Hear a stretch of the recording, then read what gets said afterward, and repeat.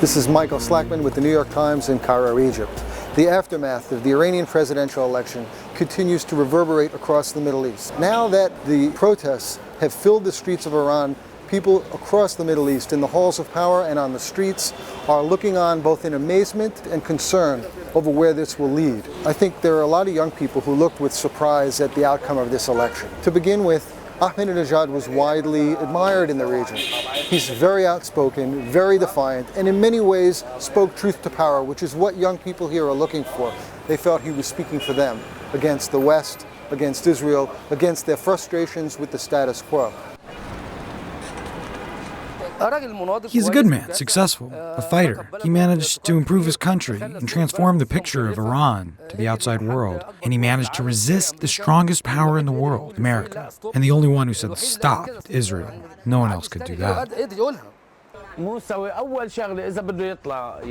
If Mousavi was elected, the first thing he might do is to stop the relationship with Lebanon.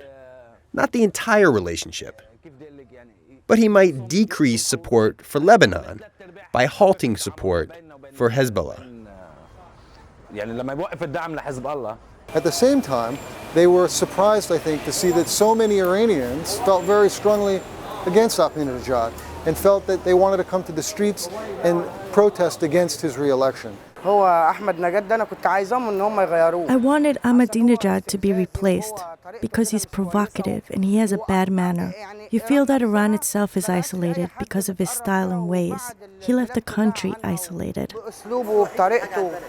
لازم يكون هو احنا نبص كشعب مصري ان موسوي احسن من احمد نجاد لان احنا جربنا احمد نجاد. As Egyptian people, we know that Museveni is better than Ahmadinejad because we tried Ahmadinejad, and he wants wars because he believes in power. Power will not gain anything. For peace, you need diplomacy. We hope that Museveni will win and that the Mufti will make a quick decision. Interestingly, there was another view here among some people in power, and that has to do with President Obama's outreach to Iran.